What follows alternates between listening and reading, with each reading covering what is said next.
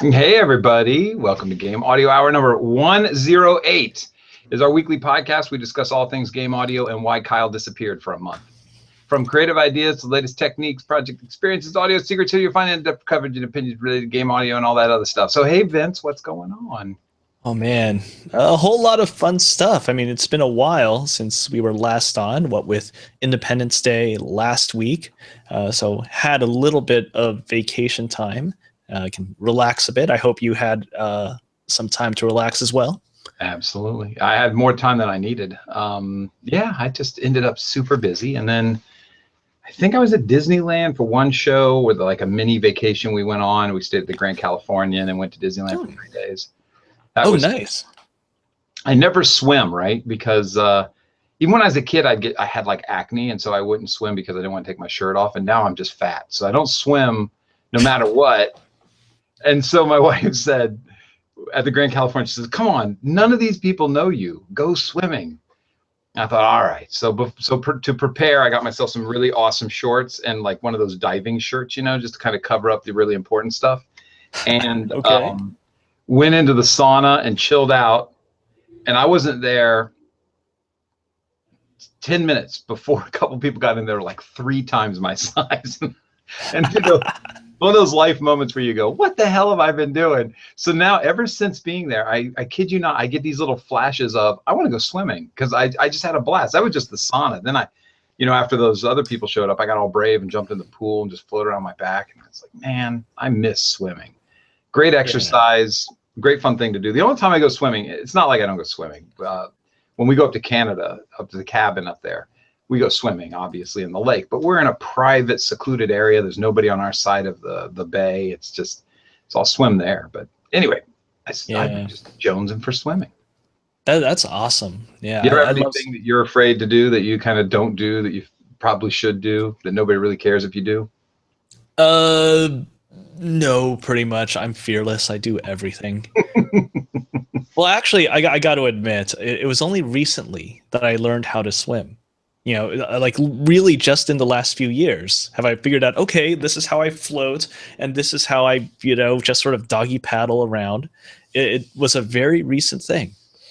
And, it's great. Matt on the chat is just talking about how it's great psychotherapy, and I couldn't agree more. It just feels fantastic. I know. And kind of to, get this onto the audio track right away, I love the sound of swimming. It's so calming.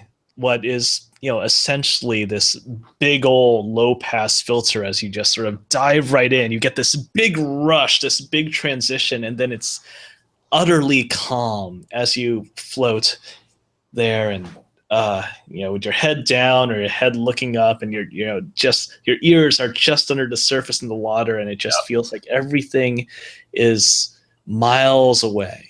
Oh, it's a wonderful feeling.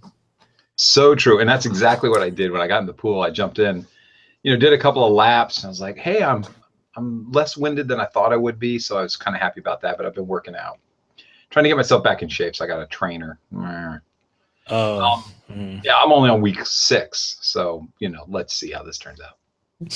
Okay. They get me in really good shape one year before a soccer season, but I don't play soccer anymore. So I, just added on a few Pop-Tart pounds. But anyway, so I got in the pool, did a couple laps, surprised that I was, not winded. And then I flipped over on my back just to kind of do the backwards kind of thing. And I like one stroke in, my ears are under the water. I look up at the clouds, which are miles away, blue sky with white clouds everywhere. And I just floated until I basically hit my head on the opposite end of the pool. Turned around, did the same thing again. I think I'd do that the rest of my life. I just float on your back. It's a saline pool too at the Grand Californian, so you can go under. Oh, that's nice. Open your eyes, and there's no burning or anything. Yeah, no chlorine stuff in your eyes. Yeah, I can't stand that. No, that sounds nice. That sounds like a great little vacation that you got there. Yeah, it was. I loved it. Thank you. And then this weekend we're camping out at Palm Springs. I've never been there before. I always want to say Palm Desert, but I think it's Palm Springs. Is that the same place? Well, there's Desert Springs. And then there's Palm Springs, and they're actually really close to each other. So could be somewhere there. Yeah, somewhere there. We're going to meet some friends there who've got to play. Oh, well, who are camping out. We're going to go see them. But anyway, so enough about that. So yeah, I missed a couple shows, vacation, work, Disney. Now I'm here. And you guys kicked butt. Why do you do fun topics when I'm not around? Oh, there's plenty of fun topics. We can, I mean, there's so much stuff to talk about. There's so many new things that are happening that we have no shortage of fun topics. And, even when there isn't something that's immediately on our mind, we could just look at the schedule. We could look at this queue of games that we've got and think, oh, there's something there. And I kind of want to start off with that because video games. Yep. We do talk about video games, and there's a recent one that has just come out. It came out just a little bit earlier, a few weeks ago for the Xbox One, and is now also available on PC. And I'm talking about Inside. Have you played that yet? No, but I checked out some of the reviews, checked out videos, and I love what's the other game they did? Limbo. Oh my God, I loved Limbo. The only video game that made my wife cry. She didn't know that there was a bear trap going to cut off your head if you're not careful.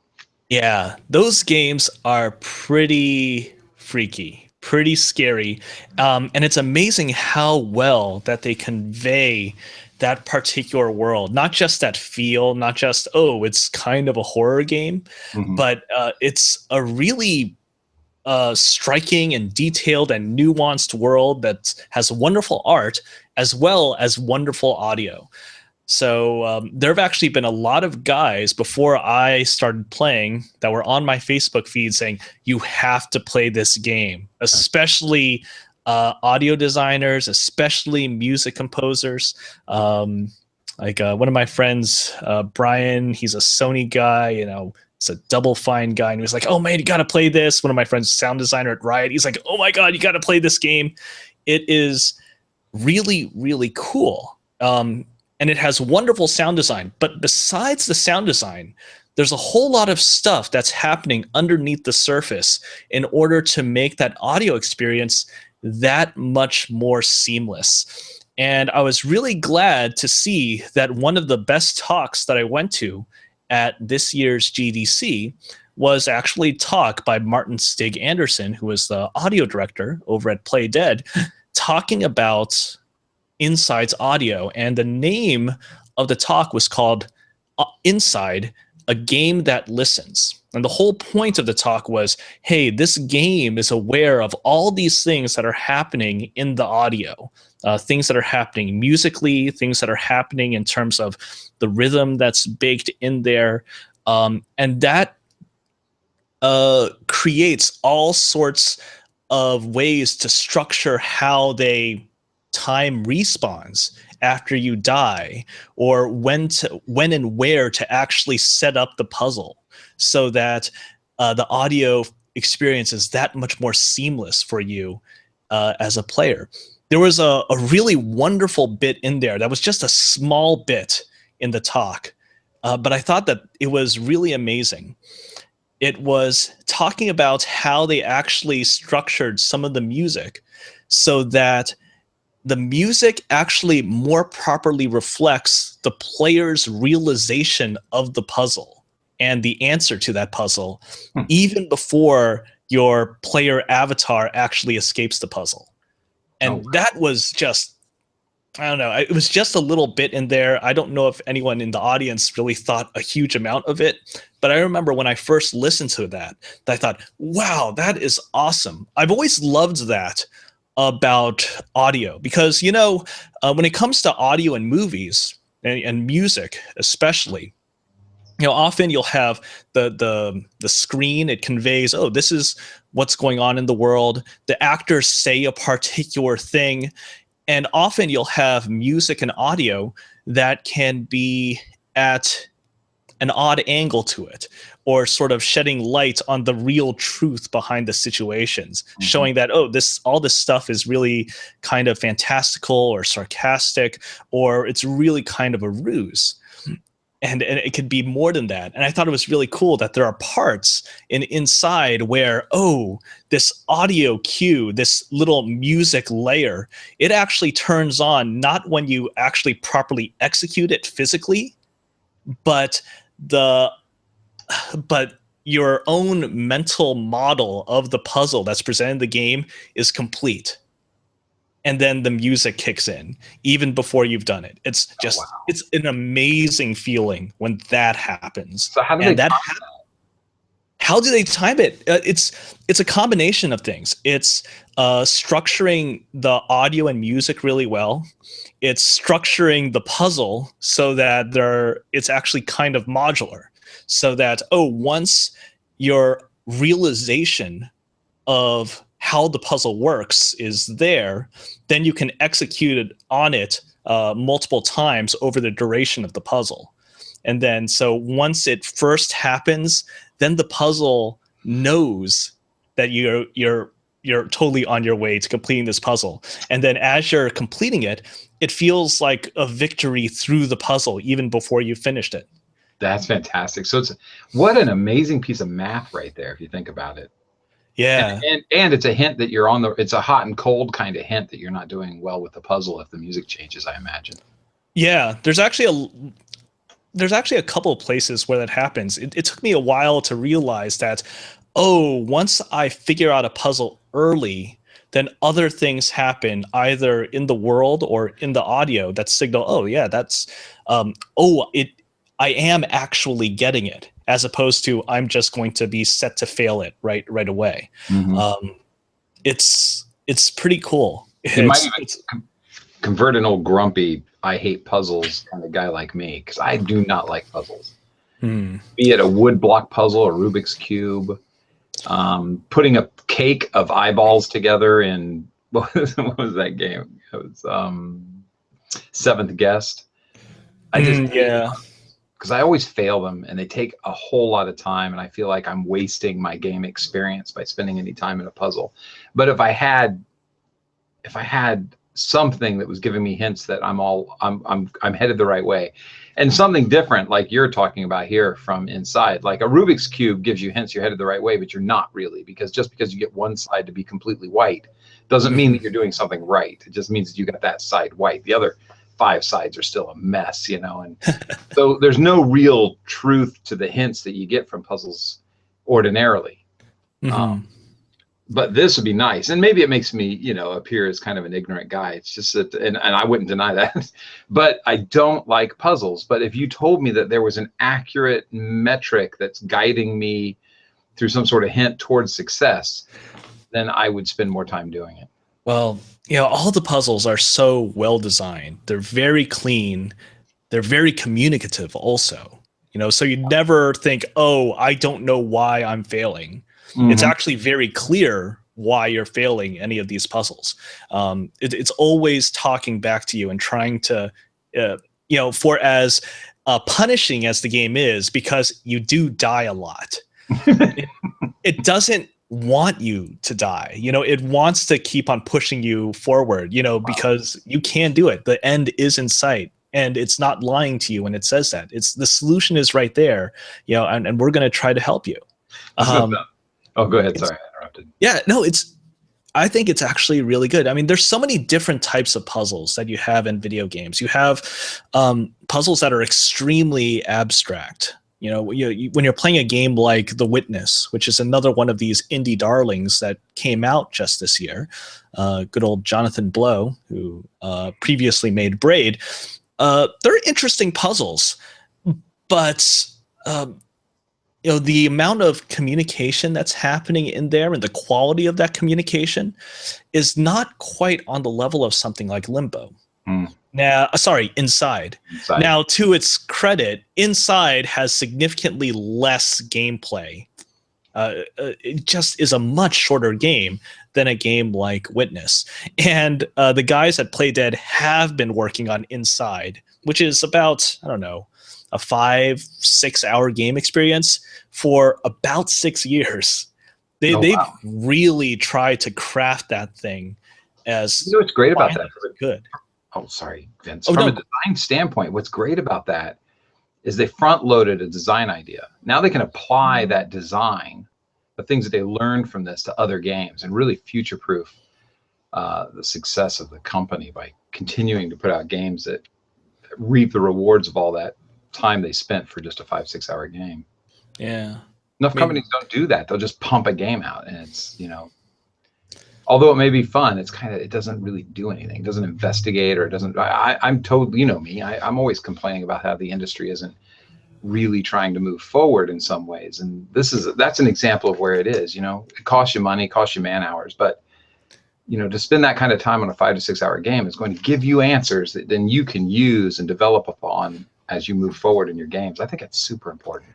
Yeah, they really do research and figure out a lot of things here. And I love companies like this when they talk about all the stuff that they've got. They go to GDC and they talk about, oh, this is how we did the audio. And they also had a number of other talks talking about the graphics rendering, which is really significant. Just that combination of realistic and subtle and detailed while also being incredibly simplistic and iconic.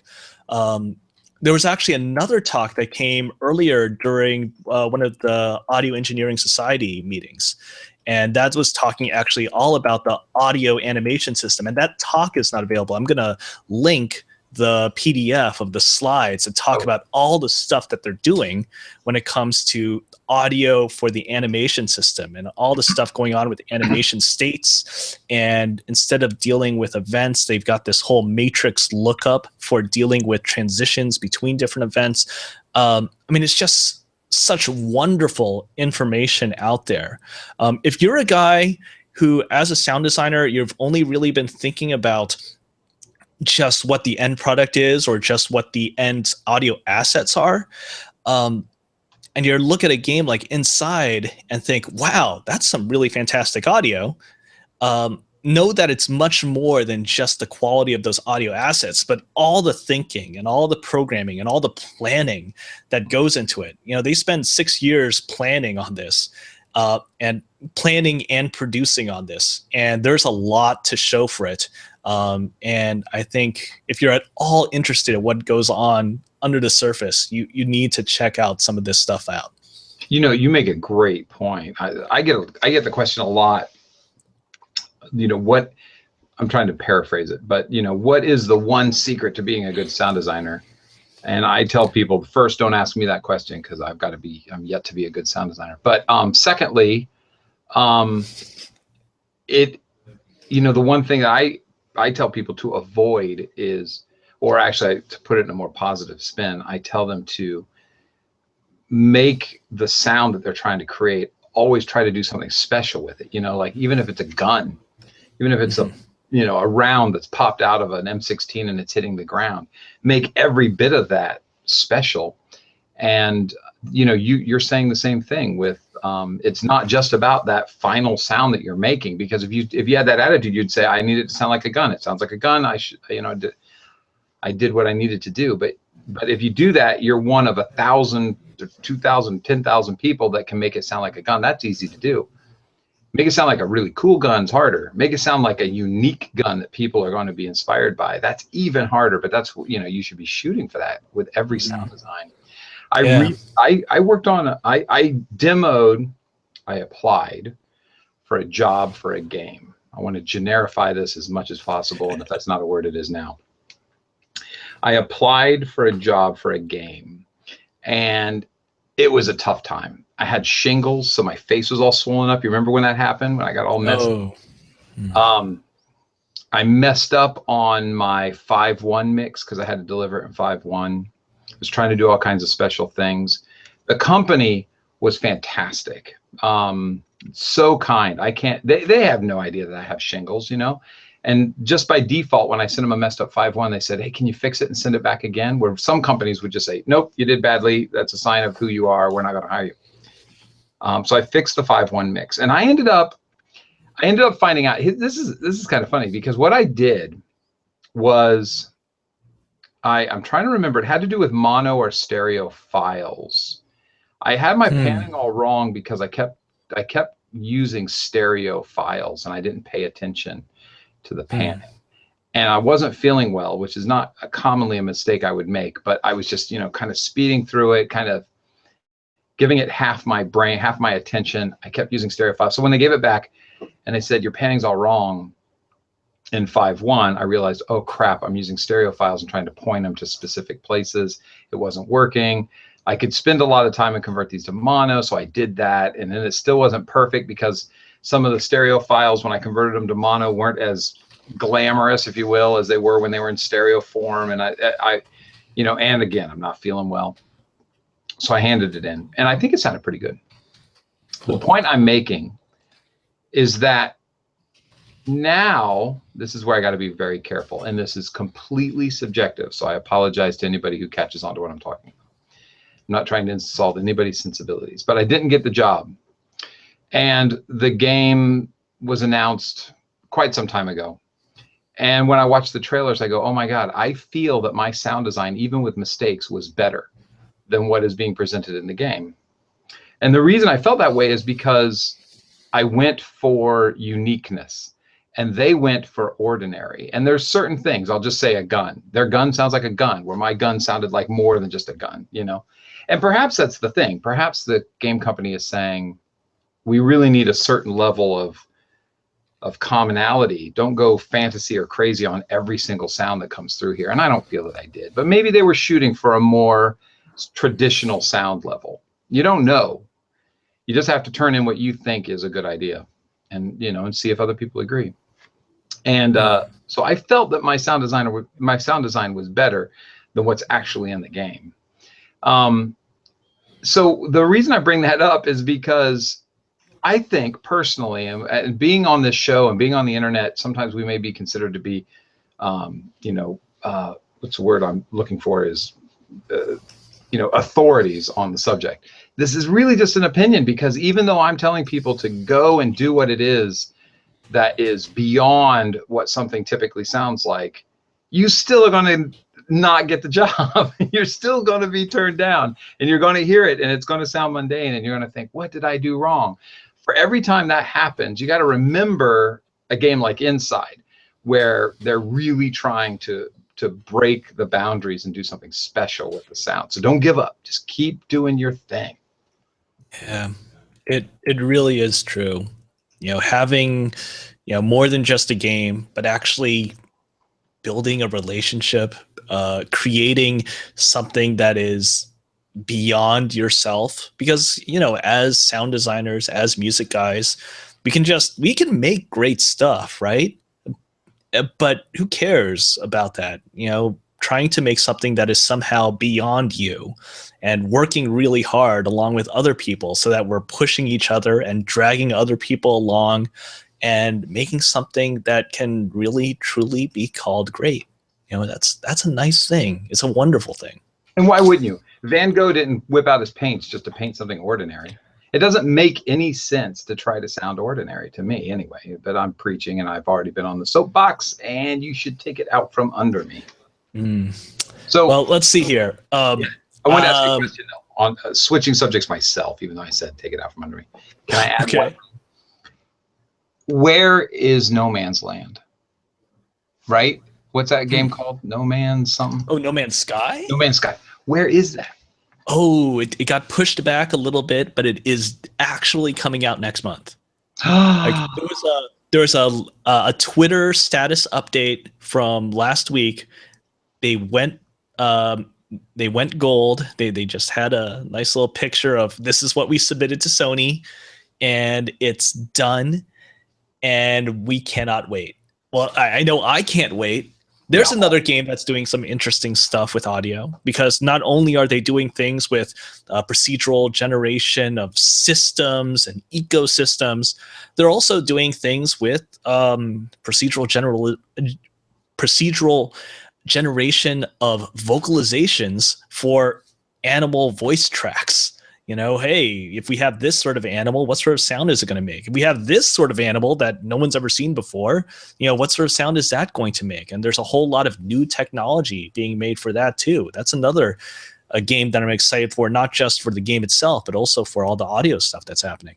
Me too. I'm a little bit nervous because you know how I feel about generative, and a patent pursuer myself in the world of generative audio.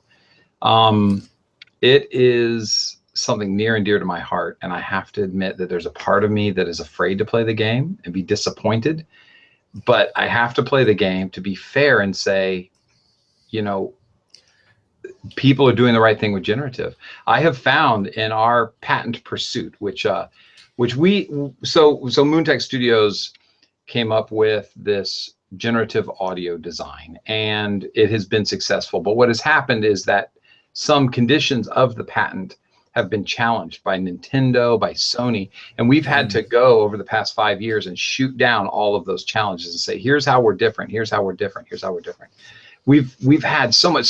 What it has exposed to me is that so many people have had this idea before I had this idea. Of course, it makes sense, but they had really brilliant ideas. And ours, the more challenges we get, the more I start seeing that, yes, ours is different, but I'm starting to go, well, you know, that's a great idea. I wish I would have thought of that, but I didn't. Or ours is different, but not necessarily in a kind of like blow out the shutters kind of way that nobody thought of. It's just kind of a different approach. So it's been a real difficult run this last couple of years. We started the patent 5 years ago, and they take a long time. 4 years ago, they take a long time. But the last kickback we got was people I had never heard of. Typically, we get a kickback, like I said, Sony, Nintendo. Big times Nintendo, because of all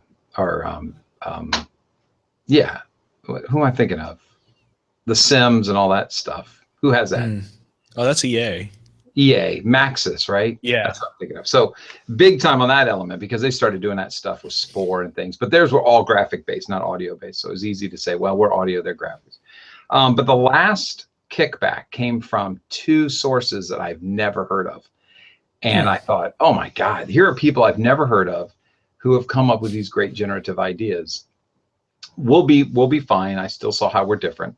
But what was really inspiring is that there are so many people out there with great ideas.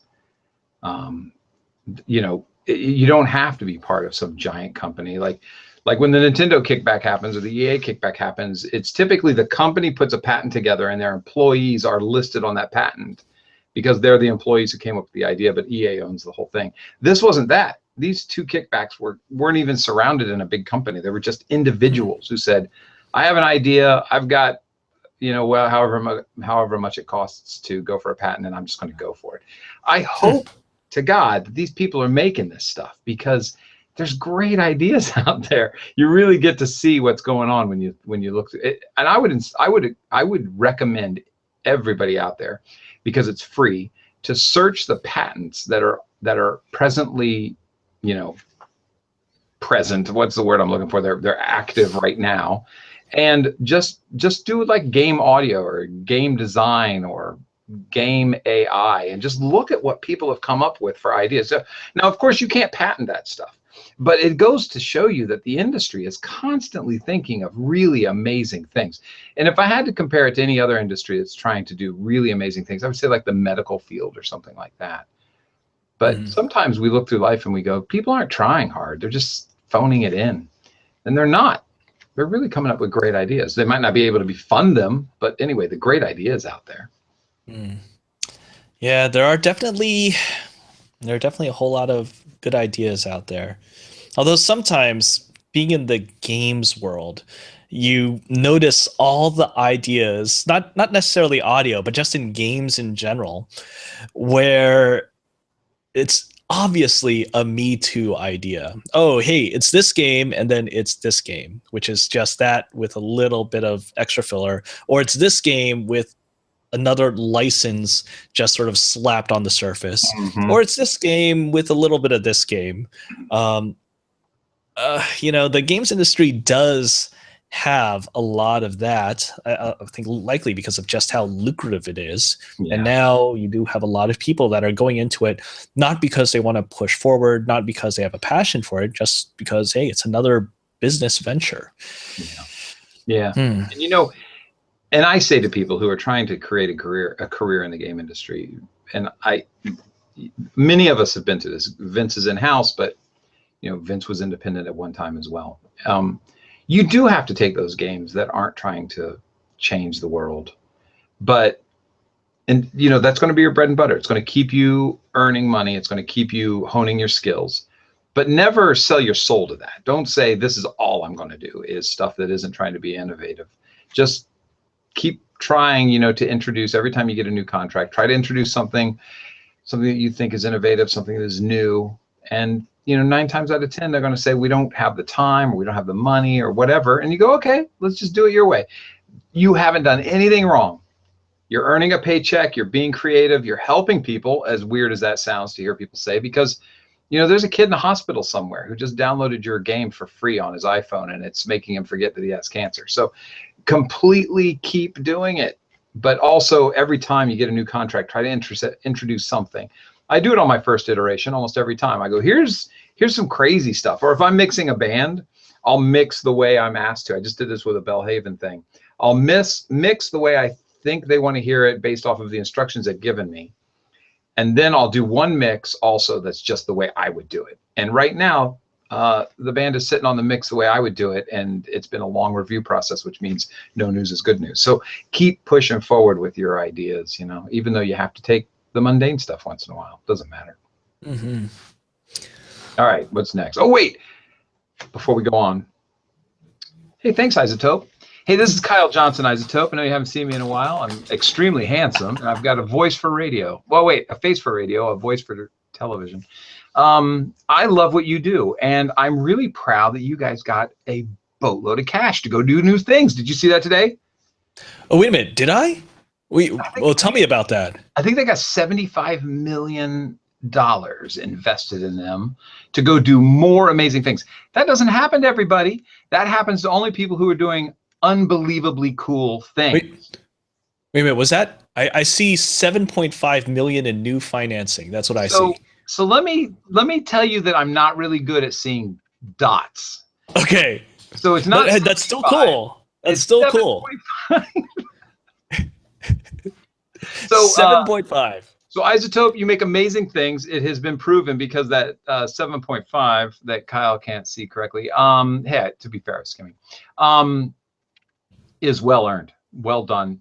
I hope we're helping in even the smallest little way. And if you end up with like 5.5 million, you don't know what anything to do with. Vince's email address is. Vince's bank account number is no. I can't thank them enough for the sponsorship. I mean, they've been with us a long time now. That's amazing. They really believe in us, believe in the show, and so do we. And we believe that the only reason we're doing well is because there are people out there watching it. So we hope we're bringing you good content. Thank you, Isotope. Thank you to the people that watch the show. And I also want to mention, Mike and Alex are missing because those boys work like crazy. What's going on there? Yeah, I mean, when Mike, it's been a while actually since we've seen Mike, and you know, and he's on this morning. It's like saying, yeah, I got another gig that he's working on. It's like, oh man, good for him. Alex is doing his thing. I know he also has a sick boy, so he's working around a sick son too. So, to you, Alex, if you're watching right now, what'd you say? I was just gonna say he finished up with a bunch of stuff at Bit Summit in Kyoto over this past weekend. I guess you were hoping that he could talk a little bit about that, but hey, maybe next week. Yeah, absolutely. Maybe next week. Then hopefully his son's feeling better because that's no fun. Yeah. That's the kid. I have a kid today that disappeared. That's a true story. So this is the last thing I want to bring about this this game subject. I have amazing segues. I don't know if anybody's told you. So Pokemon Go, right? Oh man. Pokemon Go, okay. So we live, I'm not going to give any coordinates, but we live across from, we live a street parallel and then a diagonal 2 blocks from a pretty big street, not a highway, but a pretty big popular street. And on that street is a bus stop. And my daughter is not allowed to go to the bus stop. She's 10 years old. She has a phone because we have limitations on the phone, but we like tracking her through that Find iPhone app. So when she walks to school, which is rather, you know, it's maybe a half a mile away. When she walks there with her friends during the school season, we can watch the walk. and it gives her freedom, and it gives us our protection that we need. So she has her phone. And this weekend we went walking around the park. We walked to the park from our house, around the park, back to our house, hunting Pokemon. And we did really well. She went from first level to fifth level within a couple, a mile. So today she wanted to do it. Now, my wife works from home. And so she said to Bridget, go do it. She knows the areas that she's allowed to go to. And I get a text that says, I can't find Bridget and I haven't seen her in a half hour. And so I immediately go to find my iPhone, and Bridget's name is listed on an old iPhone that isn't turned on. And when I go there, it's turned off on Find My iPhone. Technically, the phone that she has is just called iPhone, and that was turned on. But in my panic, I didn't check the right one. Oh. And so I call my wife back. I'm like, get in your car and go find her. And she pulls out of the driveway. I don't know where she is technically because I'm not here. But she texts me very quickly and says, I found her. And then there's a long pause. And then I'm like, where is she? What, is she okay? And there's like no answer. And then finally my wife says, yeah, she was at her friend Daphne's house. Now, Bridget has a rule that if you change the location where you're going to be, like if you tell us you're walking around the neighborhood, but then you go to a friend's house, you have to come home and tell us you're going to a friend's house and then go to the friend's house. And she didn't do that. So she walked around finding Pokemon and then went to her friend's house to show how the game works. But here's what's funny is she confessed, because she's really good at confessing. She's such a perfect 10-year-old. She just tells us, I did this wrong. Don't be mad at me. And then we punish her. And then she goes, I'm not going to tell you anymore. But then the next time. She's told us she went up to the bus stop and was playing the game at the bus stop. And I said, Jesus, if you ever want to have a missing kid, it's just, walk up to the bus stop with a bunch of strangers can throw you on a bus really quickly and get you out of town. Woo! It was about spanking time when I came home, but, I'd calmed down. We'd found her. But hey, thanks, Pokemon Go, for almost going with my kid. Scared the shit out of me. I think I'm going to take it off her phone. Uh-oh. So there's Pokemon Go, but we were having a blast. We played a tournament. We did all kinds of stuff. And I've learned more, if you want to quiz me, about Pokemon than I ever knew before. Okay. Let's see. Quick quiz. Everyone knows Pikachu, but what's before Pikachu? Peak. Or who? Next question. Okay, not quite, but that's all right. I'm not exactly a Pokemon master myself. I was not really a big. What is? I believe it's Pichu. Pichu. Oh, that's cheating. So it's like Pichu to Pikachu, and then Pikachu goes to Raichu. Yeah, but anyways, no, seriously, I'm not a. Which one goes to Achu? Get it? What I did with never mind. Not a good. Anyways. Okay, on to the next subject. I just wanted to bring up. No. Let's stick on this Pokemon Go thing for a bit. I'm with you. Because I just want to do a little Google search. I decided to search for Pokemon Go music. Uh-oh. And there's various things that show up on Google. Towards the top would be various YouTube links. Pokemon Go music extended and all Pokemon Go music, just putting the soundtrack on YouTube. And then it also has a link here. Pokemon Go has made Pokemon music streaming triple on Spotify. Oh, wow. Global streaming of the Pokemon theme, Gotta Catch 'em All, has increased more than 360% in the past week alone. Pokemon streaming on the whole has more than tripled. And that's pretty funny. What's also pretty funny, I think, is the second link right below that is Pokemon Go. How can I mute music and sounds while playing? And then right below that, Pokemon Go, how to turn off music and sound effects to infinite. It's just, there's a whole bunch of guys that want to mute the music and sound effects in this game, which is kind of funny. I've done the opposite. I decided from playing this game that I was going to write a J-pop song, like a video game. And so I've been digging in, and we've talked on this show a lot about having limitations. Give yourself limitations and you'll be more creative. So I've been writing this song only on my Native Instruments Machine Mark I. put in the beat and then attach a bunch of samples to the keys and then start writing the melody and the bass line. And it's surprisingly simple. I'm not saying it's good. I'm just saying that the process of doing it is surprisingly simple. The song might be crap in the end, but I'll put it up on our website or something. Hey, listen, Logan Hayes said that Nintendo, let me read this backwards. Nintendo's stock this week has climbed $9 billion because of, presumably because of Pokemon Go. Yeah. Oh, wait, Nintendo. Is Nintendo doing Pokemon Go? Or is that just Nintendo?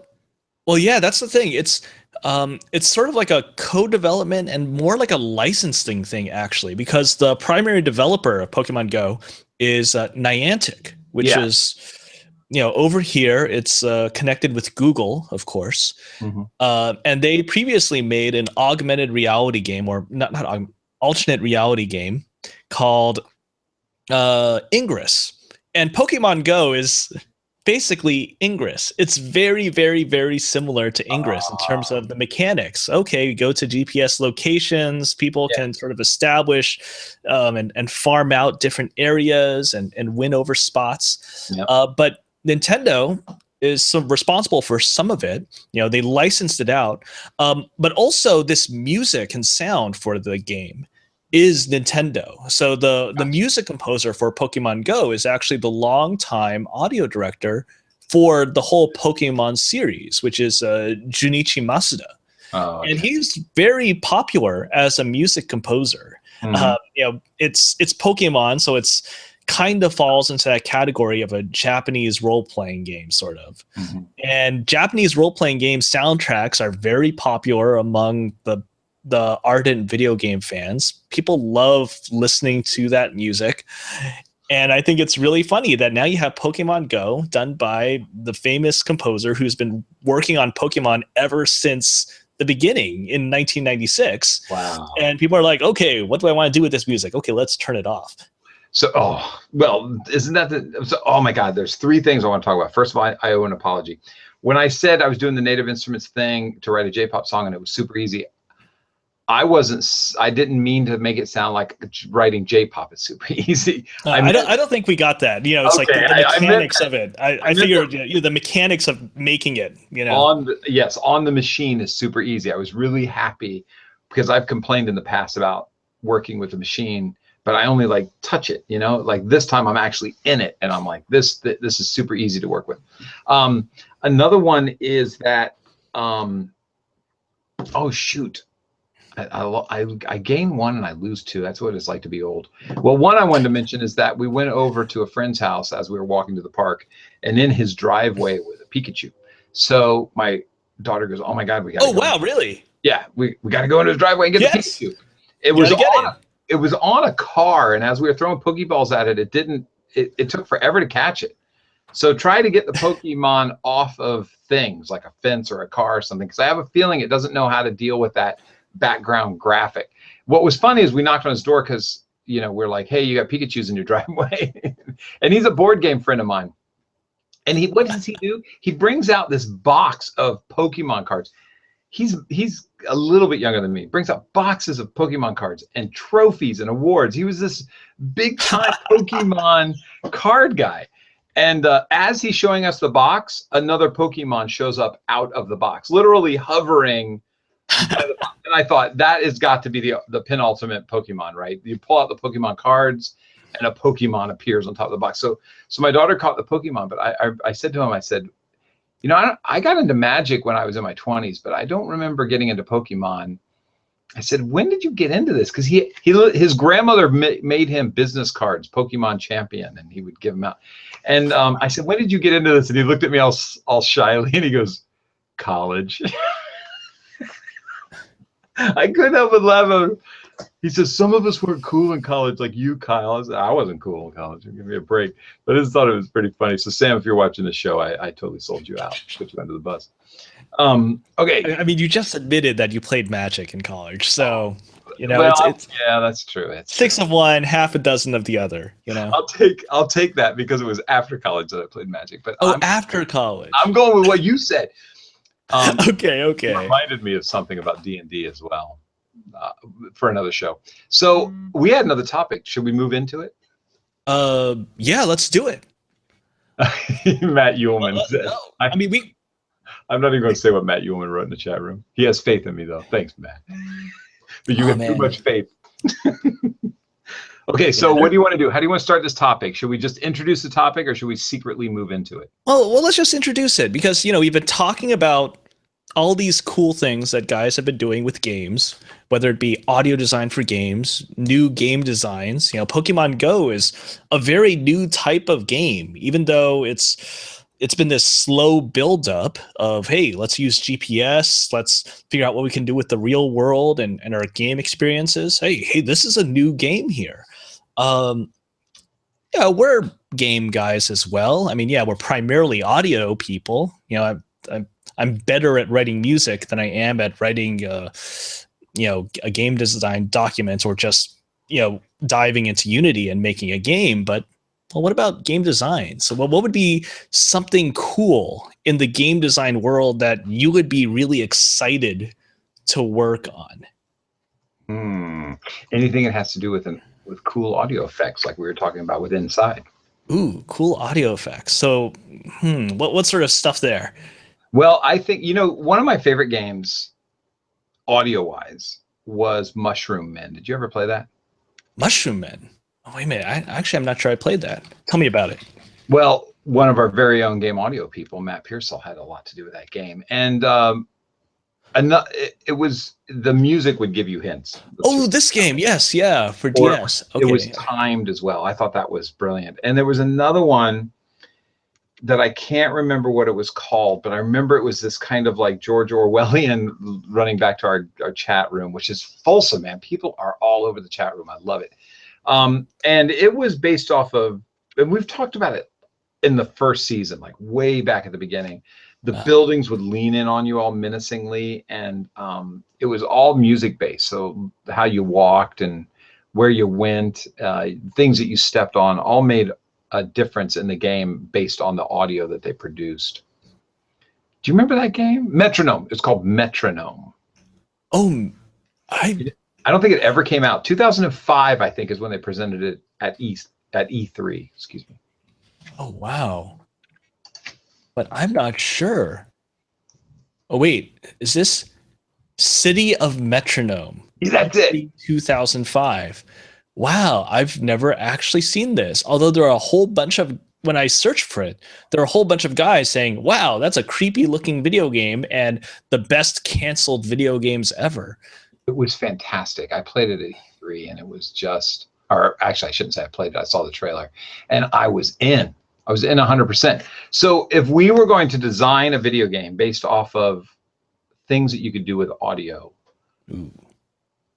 let's choose the genre. Let's start there. Is it an FPS? Is it a puzzle game? What is it? Man, you and I are going to build a game. We're going to design a game doc is what we're going to do. And it's going to be based off of things that you can do with audio.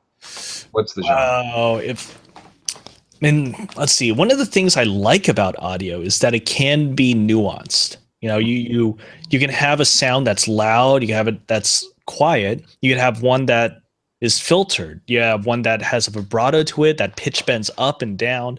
And that makes me think about communication. And, what if there was a game that was just about trying to communicate?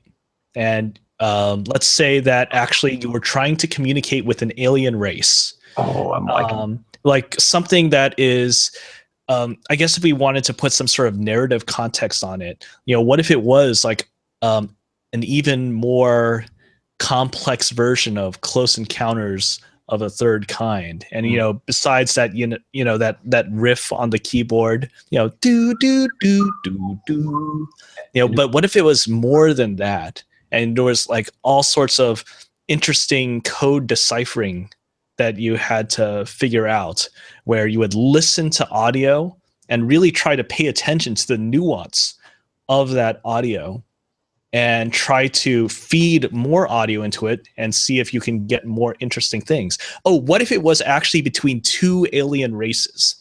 Two Ooh. alien races come to Earth, Mhm. and you are trying to figure out which one actually has Earth's best interests at heart.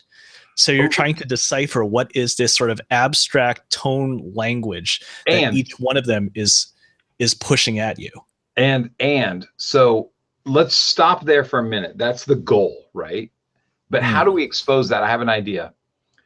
Through dream sequences that are audio based, that's the puzzle. You will move through the game into a place where you have to take some sleep time, right?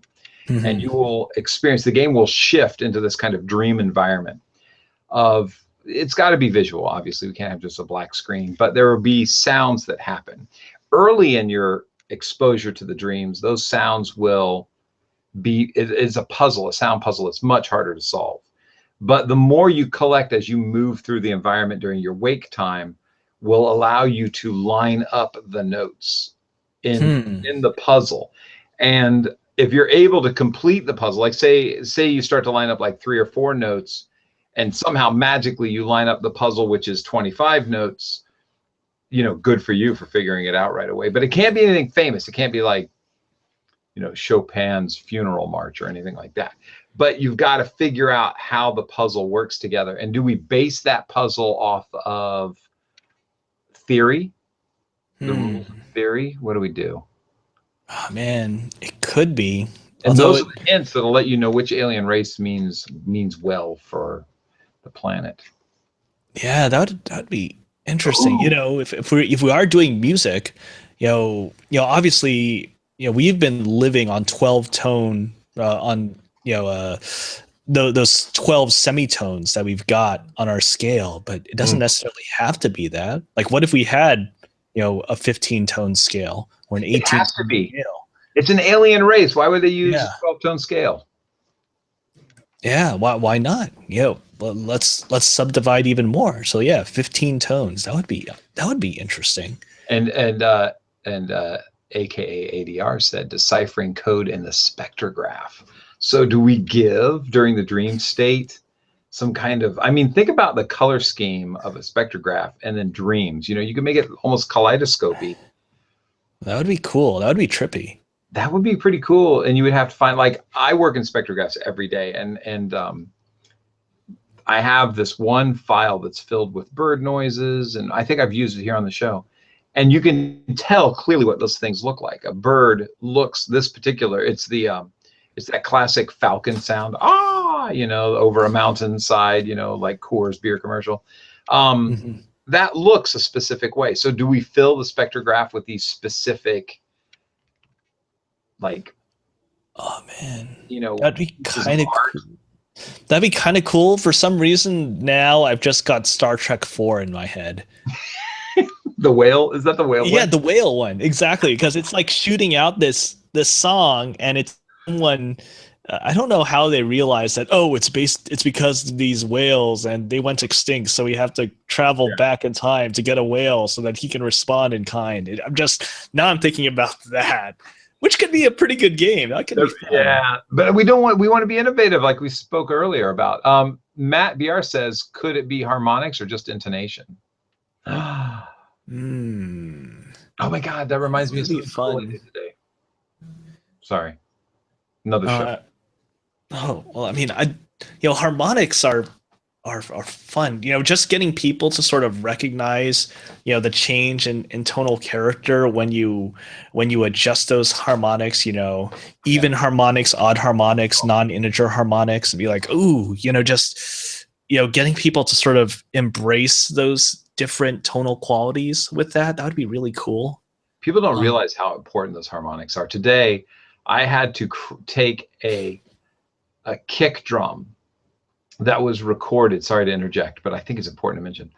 The kick drum was being recorded by an old NS20 woofer. They had reversed. Yeah. So it's a microphone rather than a speaker. So try that, people. Take an old speaker and rewire it so it's a microphone.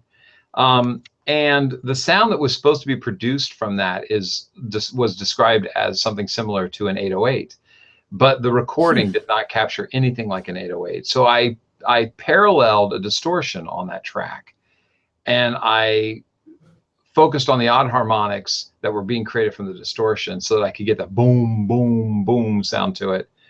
And then I paralleled it in. So I kept the original and then just brought it in so it would have a little bit of a sneaky kind of, because if you think about an 808, it sounds like a big old doom, doom. It doesn't have that kick, kick, kick, kick that a snare has, and that, or that a kick has, and that's what we had. Anyway, try that. Parallel, a distortion, focus on the harmonics, take it in. Okay. People don't realize how important those even and odd harmonics are to a recording. So I say that if we're using a spectrograph, that no holds barred. Is that how you say that? Yeah, no holds barred. Anything goes. Yep, anything goes. Oh man, there's a lot of stuff going on here. What is up with this? Let's use frequencies we can't just hear. Above 20K, below 20 hertz. Speaking my language. I like those frequencies. Speaking my language, that's Earthworks business. I think it's great to record at 96K. You know, it's great for sound design work. Yeah, I'm so glad that it's easier than ever, and you can get an affordable sound recorder that can record 2496, and you have so much more flexibility when it comes to sound design with anything that you've got, whether it be I'm just doing field recording, or I'm doing some Foley, or I'm just seeing what I can do with some stuff that you got in the junkyard. There's so much cool stuff there, and pitching that stuff down, it's one of the most fun things you can do. And maybe that's actually part of the game. You're just giving people, hey, here are these sounds that are ostensibly being used to communicate with us, but they are thinking about all of these upper frequencies. And that's what we're supposed to bring down to our levels so that we can actually properly parse them, and then we respond in kind. That would be kind of cool. So here's what I hate is that we're looking at 35 seconds left in the show, and we haven't. What? Okay, so let's stop here with a proposal. We have, and let's get the anybody who's watching, anybody's in the chat room, anybody wants to make this. Vince and I say it's okay, right, Vince? We've decided beforehand. If you love this idea, we've tried to incorporate some of the chat room idea into it. We're going to continue it next show because we really need to get Mike and Alex in on this as well. Yeah. So here it is. We're going to design an audio-based game, and what we have so far is that we have it is two alien races, right? And one alien race means harm to the planet, one means good, and you have to figure out which one is which. We haven't discussed what kind of sequences happen while you're awake, but while you're asleep, there will be this second stage of the game that will be dream sequences that you hear, and you have to start to put these puzzles together. These puzzles can either be exposed only auditorily, or they can be exposed through a spectrograph that we would incorporate. Or no, I'm not incorporating it. Are you making it? Somebody else got to make this game. So whoever makes the game puts a spectrograph in there and starts, giving you some drawn hints, some visual hints through the spectrograph that relate to audio. And let's pick it up tomorrow. Let's do a show tomorrow. Let's pick it up next week on Monday and talk about what the next steps are. How's that sound? That sounds good. I'm actually really interested in hearing what Alex and Mike have to say on this. Mike's going to say classical instruments everywhere. I'm kidding. Mike has fantastic design ideas when we sit here and I get drunk, he just stays sober, and we talk about these things. That's okay. Alex is probably going to propose that the actual user interface is modeled after an 808. So, oh my God, that is the best. We both went to the same place. You win that one, hands down.